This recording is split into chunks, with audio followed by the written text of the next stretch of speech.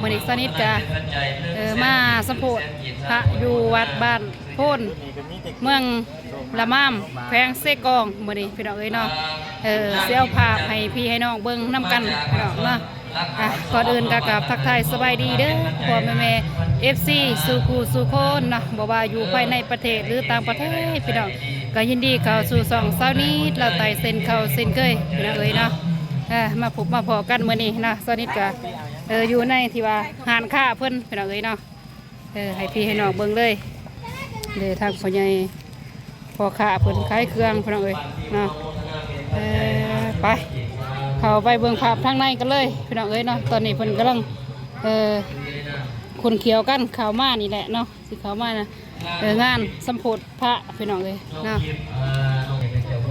พี่น้องเอ้ยเนาะคนขายประเภทเป็นฝ่ายเป็นยังสบายดีเด้อแม่ค่ะพอดีเด้อสบายดี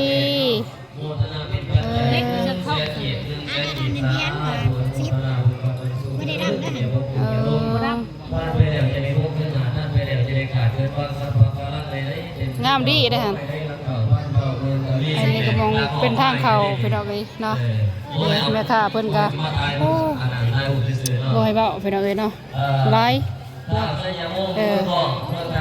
ทางภาคนอกเพิ่นก็มีพี่น้องเอ้ยเนาะแต่ว่าสถิตกับสิไทยเอามุมนี้ให้พี่ให้น้องเบิ่งพี่น้องเอ้ยเนาะเนี่ยเพิ่นก็ขายหลายอย่างอยู่พี่น้องเนาะพี่น้องเอ้ยแบบนี้ก็งามดีได้พี่น้องนะ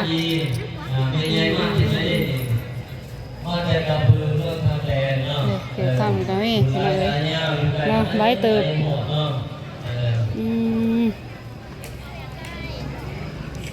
อ่านให้มิตรภาพไปลองเลยเจอภาพบรรยากาศอยู่ที่เขตชนบทลาวใต้พี่น้องเลยเนาะบ้านโพนเมืองละม่ามแขวงเซกองหลายคนพี่น้องเลยเนาะเต็มที่สวัสดีครับเดทให้พี่น้องเบิ้งเนาะตอนที่ว่าขันตอนที่ว่าเพิ่นข้าเกี้ยมนี่แหละพี่น้องเอ้ยเนาะเพิ่นยังกินข้าวกินน้ำเนาะประมาณ8 โมงเพิ่นก็สิเข้าพิธีพี่น้องเอ้ยเนาะตอนนี้ก็พระอาจารย์เพิ่นงานที่ว่าเพิ่นมาโปรโมทนาต่อยอดพี่น้องเอ้ยเนาะเจอหลายเติบได้พี่น้องเอ้ยเนาะ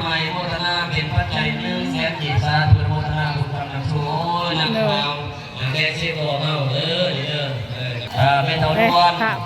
นวันจันทร์คือการเนาะโมทนาเป็นปัจจัยห้อยไฟโตมาจะฝากปัจจัยมาสวยเนาะสาธุโมทนาบุญกำลังห้อยไฟมาลองตองแต่งเลยพี่น้องเอ้ยเนาะไฟมามองไรกะจับเอาได้เนาะมากระเบื้องเพิ่นพี่น้องเอ้ยเนาะโมทนาเป็นปัจจัยผมทางนานี่พี่น้อง100,000 กีบ100,000 กีบอ้าวตัวเลขเล็ดเลยนี่เด้อ470435ถ้าถือแรงขึ้นหอดสารวัตรเด้อถ้าโมถืออย่าหายกันเนาะอย่าเด่นลายทางนี้ภายในเลยเศร้าหน้าขอประกาศในพระอินทร์ในเสื่อมส้มสบายดีเด้อเศร้าหน้าการในเทพพระสาธุการสบายดีรันทองในเด้อไม่ใหญ่เด้อโอ้ถ้าได้ยินเสียงของมาโดนโดยสบายดีเพียงสักเท่านี้วันใหญ่ยังดีว่าสีมุยบ้านเนี่ยก็จะเป็นบอลที่ว่าครูบาอาจารย์พนัง200,000 กีบ200,000 กีบสาธุโมทนาบุญคำนำสู่ตอนนี้เพิ่นก็นั่งนอนรับไปได้เงินพันนอนฝันในได้เกี่ยมแล้วใน3 โต 6 โตมองคนสินั่งไหว้พระหรือว่านางสูตรแม่ออกสูบบ้านสัมโพธิบ้านโพนโมทนาเป็นปัจจัย100,000 กีบสาธุโมทนาบุญคำมิตรบาลุ้นน้ำกันพี่น้องเอ้ยเนาะสิริสิดังไรสมัยมื้อนี้มีโศกมีใจนอนสิ่งใดคล้ายมันบ้านไปแล้วให้ได้เป็นคือเก่าให้ลังเก่าพันเก่าเป็นกะพี่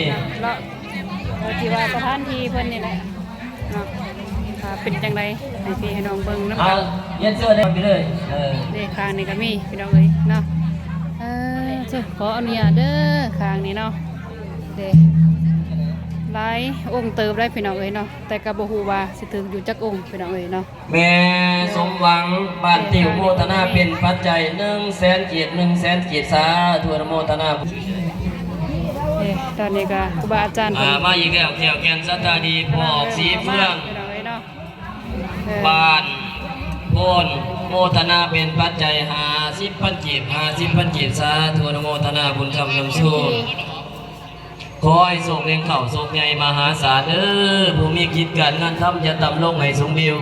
ให้เป็นเที่ยวเป็นขันพอมีวันเสียต่อยต่ำให้ในเดือนยศสันทวีขึ้นอยู่บ่อเศร้าโศกใหญ่เข่าให้มีแต่ความสุขอันตรายไปถูกอย่าเบียดเบียนตนเจ้าขอให้เงินคำเข่าไหลมาคือนำแข่งให้ได้นับแต่กี่บาทแบกเงินเศร้าให้มังมีสู่ผู้สู่คนเด้อผู้มาว่าบุญสินกินทานน้ำกันในมื้อนี้เนาะ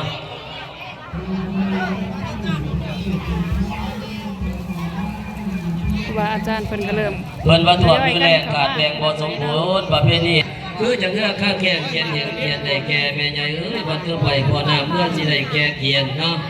บุญกุศลก็อาศัยเฮาอยากให้สร้างให้เก็บเสบียงเนาะว่าเฮาสิ้นชีวิตไปเนาะเฮาก็สิได้เพิ่มบุญคือจะเลือกข้าแก่เขียนเห็นเขียนได้แก่สั่นแหละพี่น้องเลยเนาะขอเยี่ยมเชิญเวลากันย้ำจอมมอเข้ามาเลยเนาะที่ว่า19 โมง00เนาะที่ว่า7 โมงจะได้นำผ้าเข้าสู่พิธีโดยสารวัตรทางบ้านโพธิ์เพิ่นเนาะโดยเป็นประธานพระบุพ่อแม่ครูบาอาจารย์มาหลายภาคส่วนเนาะเลยใช่เด็กหน่อยโอเคพี่น้องเอ้ยเนาะไปสนิทสิพาพี่พาน้องมามองที่ว่าสนิทนั่งนี่แหละพี่น้องเอ้ยนะ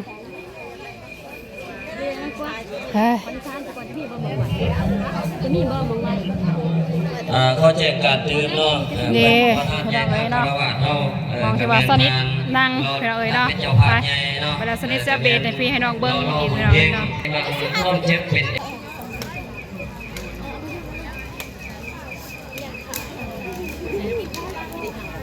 แม่เพ่งบาทโพนโมทนาเป็นปัจจัย100 บาท100 บาทซาธุโมทนาเป็นนำสู่เด้อเงินเกียรติก็เห็นแล้วเงินบาทก็เห็นแล้วยังพกหมุดพระตะลินเนาะ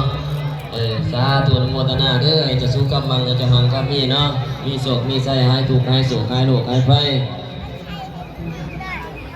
บรรยากาศในการ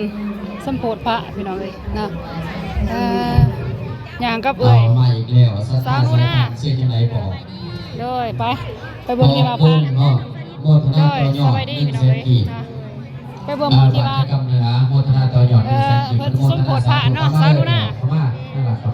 พี่น้องเข้ามาเป็นยังไงเข้ามาไปเข้ามาได้ไหมไปต่อยอดกันเนาะจะได้ยินเนาะเชื่อจังไดดิ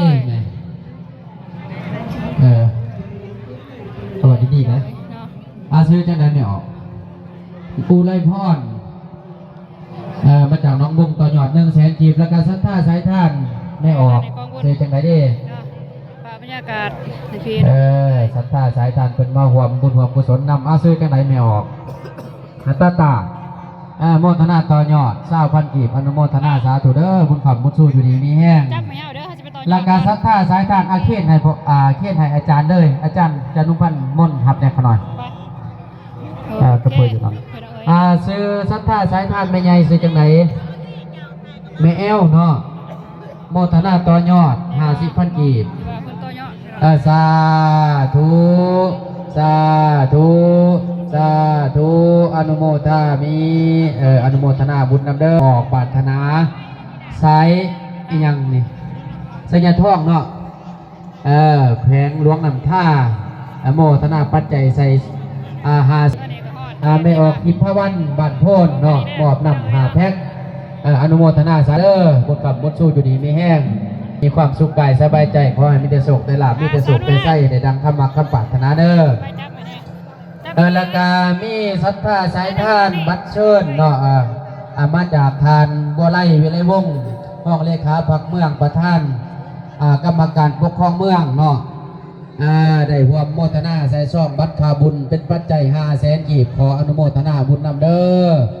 คอยเป็นทานแก้วทานทิพย์เด้อนำทานห้องเจ้าเมืองเด้อ ได้ห่วมบุญห่วมกุศลนำขอให้เป็นท่านแก้วท่านทิพย์กินยาโบกจกจะลง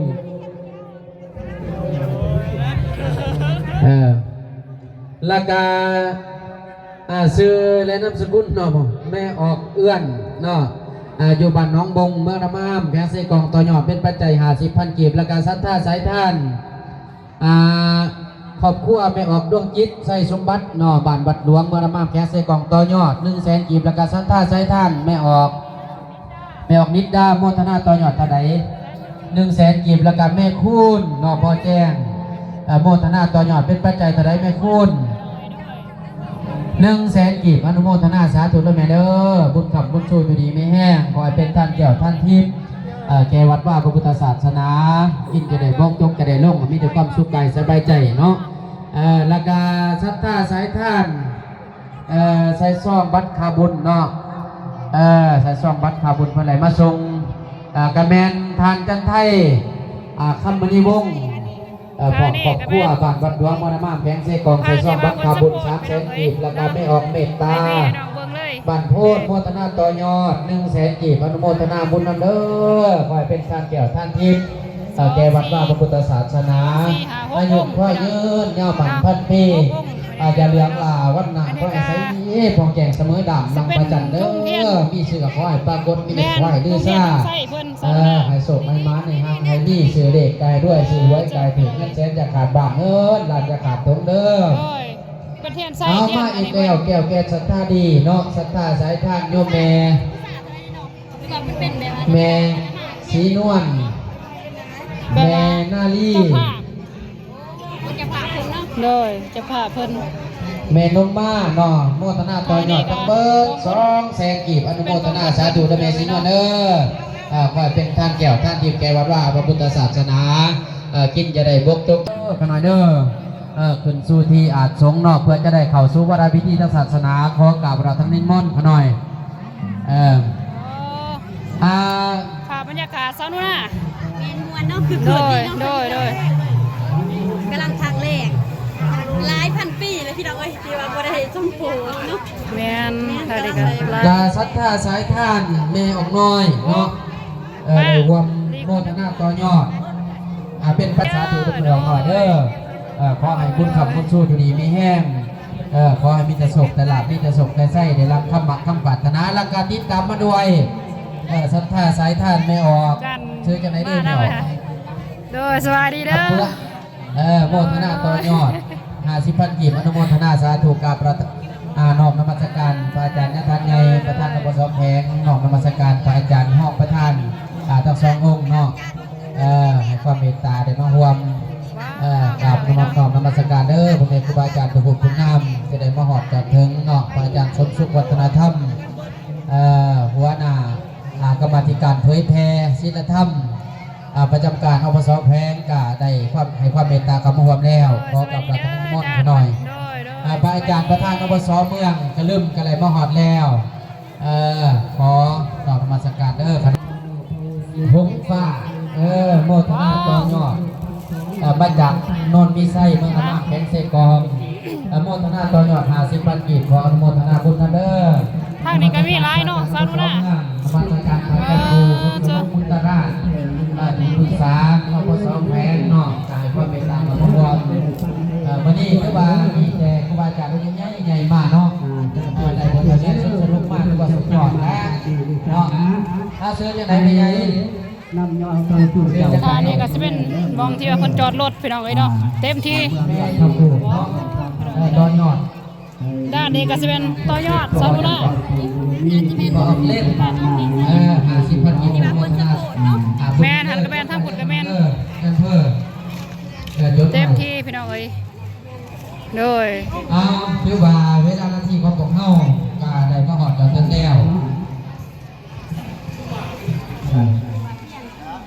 ว้าวข้างนี่ซาลูน่าไปทางพี่กับภาพเป็นภาพบรรยากาศพี่น้องเอ้ยเนาะในการที่ว่าซื้อเขาในการสปอร์ตเนาะดาดห้องท่านห้องอะไรเพิ่นก็เรียบร้อยพี่น้องเอ้ยเนาะเขตมุมนี้เลย เต็มที่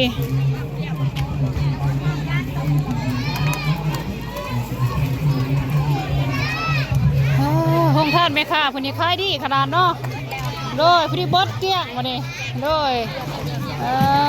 เดี๋ยวเนาะเฮ้ยโหดบอลไลพี่น้องเอ๋ยเนาะพี่น้องตอนนี้ก็สิเขาในกันไหนบ้านละหน้าที่ก็แสดงไปนั่งบางทีนี่แหละพี่น้องเอ๋ยเนาะ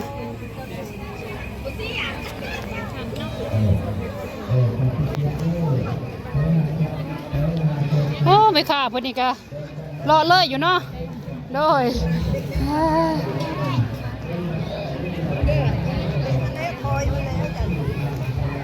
ในอีกมุมหนึ่งพี่น้องเนาะทางนี้ก็คนสิบไล่ปได้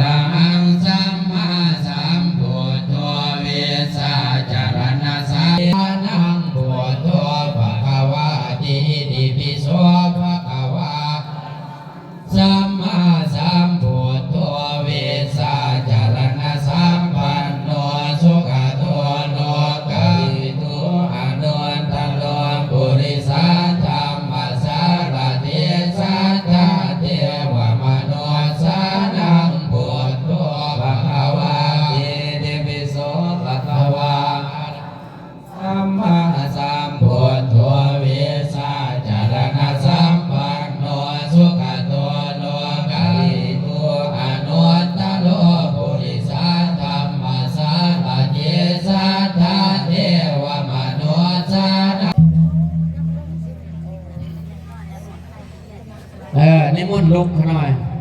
โอ้ยมาใหญ่ข่อยจะแม่เพิ่นข่าวเพิ่นฮักจะแม่เพิ่นจบจะแม่เพิ่นงามเขามาต่อหยอดต่อจอโอ้ยได้ยินครูบาอาจารย์เพิ่นบอก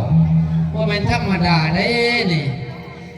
หูก็งามน้ำกับคลองแต่ว่าแขวกำลังปงมาซื้อจะได้อีแม่เม็ดแถวมุยวิไลต่อยอดเป็นปัจจัย100,000 กีบสาธุแสนหังแสนมีแสนหลับแสนรวยแสนหมันแสนเหนียวยังไงเด้อราคาที่ตามมาด้วยศรัทธาสายทานไม่ออกฮะไม่ออกลิ้นโอ้เดี๋ยวนี้ราคาแพงไม่เด้อกันยากไปนั่นนอนสุขกายสบายใจนอนรับให้ได้เงินหมื่นนอนตื่นให้ได้เงินแสนแม่มือไปให้ได้เงินล้านเด้อออกจากบ้านให้ลงเงินคุ้มค่ำหมดเด้อ